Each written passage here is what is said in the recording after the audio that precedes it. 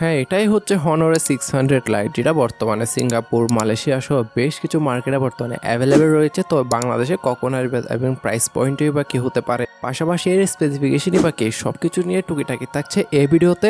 তাই প্রতিবারের মতন এবারও ভিডিওটা শুরু থেকে শুরু করা যাক। তবে ফার্স্ট অফ অল এর একটা ওভারভিউ দেওয়া যাক। এই তো আপনি 108 মেগাপিক্সেলের প্রাইমারি ক্যামেরা থেকে শুরু করে 6 বছরের মেজর আপডেট, তার সাথে 6520 mAh এর ব্যাটারি তো রয়েছেই। আর পারফরমেন্স সেকশনও তো মিডিয়াটেক ডায়মন্ডসিটি 7100 এলিটের মতন একটি চিপসেট।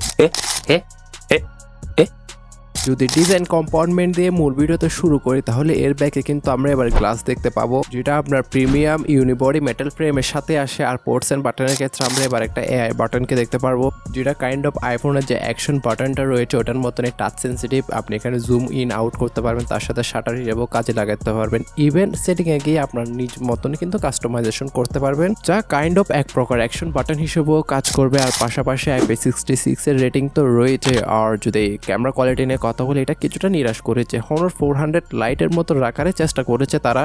আসলে হনর 400 এর ক্যামেরা সেটআপটি এখানে প্রোভাইড করেছে। আমি বলবো প্রাইমারিতে 108 মেগাপিক্সেলের প্রাইমারি সেন্সর দেন, সেকেন্ডারিতে 5 মেগাপিক্সেলের একটি আলট্রা ওয়াইড। আর সেলফি ক্যামেরা হিসেবে ফ্রন্টে কিন্তু একটা ক্যাপসুল দেওয়া হয়েছে, যেখানে 16 মেগাপিক্সেলের সেলফি ক্যামেরাটা ইনক্লুড রয়েছে।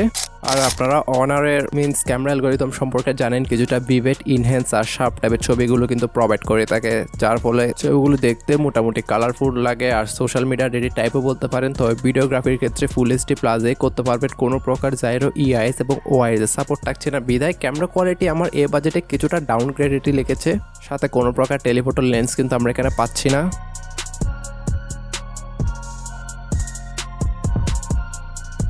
যার ইউআই সম্পর্কে কথা উঠলো, out of the box Android 16 সাথে আসলো। এখানেও কিন্তু স্যামসাং এর মতন মেজর 6 বছরের আপডেট দিয়েছে, মিনস একটা লং টাইমের কিন্তু আপডেট তারা দিয়েছে। তবে অনারে এই আপডেটগুলো টাইম মতো দিলেই হয়েছে বস।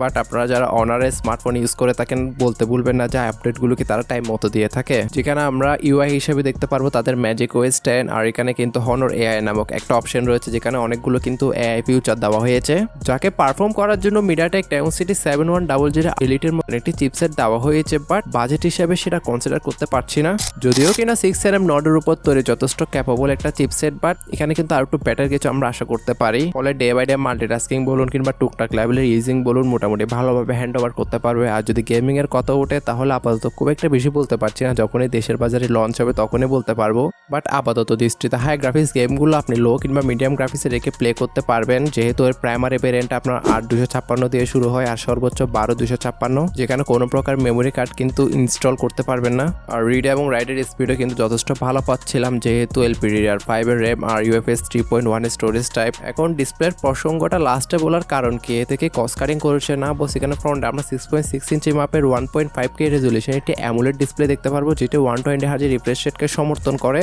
আর 6500 নিটস তো পিক ব্রাইটনেস রয়েছে। আমাদের পিকটা আসলে কাজের না, আমরা SBMটাই কাজের। তবে ডিসপ্লেটা যথেষ্ট ব্রাইটও বলতে পারেন। আর ভালো লাগার বিষয়টি চিন এবং বেজেল কিন্তু একদমই সিমেট্রিক্যাল দেওয়া হয়েছে, যার ফলে এক কথায় ডিসপ্লেটিকে দেখতে জীবন্ত মনে হচ্ছিল। আর প্রোডাকশন করার জন্য তাদের নিজস্ব এক প্রকার মেবি প্রোডাকশন এখানে দেওয়া হয়েছে। আর ওটিটি প্ল্যাটফর্মগুলোতে আপনি সর্বোচ্চ এইচডিতে ভিডিওগুলো রেন্ডারিং করতে পারবেন, যেহেতু ওয়াইড ওয়ান L1 এর সাপোর্ট রয়েছে এতে। তাই ডিসপ্লে কোয়ালিটিও আহামরি খুব একটা নিরাশ করে নাই আমাকে। যদি তার ব্যাটারি ক্যাপাসিটি নিয়ে কথা বলি, তাহলে এতে ইউজ করেছে আপনার 6520 mAh একটি ব্যাটারি। আর এটিকে চার্জ করার জন্য তো 45 ওয়াটের ফাস্ট চার্জিং স্পিড রয়েছে। ওভারঅল স্মার্টফোনটির স্পেসিফিকেশনের ক্ষেত্রে কথা উঠলে জাস্ট দুইটা দিক কিছুটা খারাপ লেগেছে। ফার্স্ট অফ অল তার ক্যামেরা, এখানে ক্যামেরাতে ওআইএস দেওয়া উচিত ছিল, আর একটা টেলিফোটো লেন্স অবশ্যই দেওয়া উচিত ছিল। সেকেন্ড ইজ এখানে আর একটু ভালো আর পাওয়ারফুল চিপসেট কিন্তু তারা এখানে ইউজ করতে পারতো। বাট আপনারাও কি আমার সাথে একমত? আর যদি প্রাইসিং এর কথা বলি, এটা কিন্তু বর্তমানে আপনার সিঙ্গাপুর, তারপরে মালয়েশিয়া ইত্যাদি কিন্তু বেশ কিছু মার্কেটে লঞ্চ হয়ে গেল, তাও $330 কিংবা $340 মধ্যে আর কি, যেটা বাংলা টাকায় কনভার্ট করলে অলমোস্ট 40,000 গিয়ে দাঁড়ায়। বাট দেশের বাজারে আসলে এটা কিন্তু ব্যাড ট্যাক্স মিলে কিন্তু প্রাইসটা আরও বেশি ইনক্রিজ হয়ে যাবে।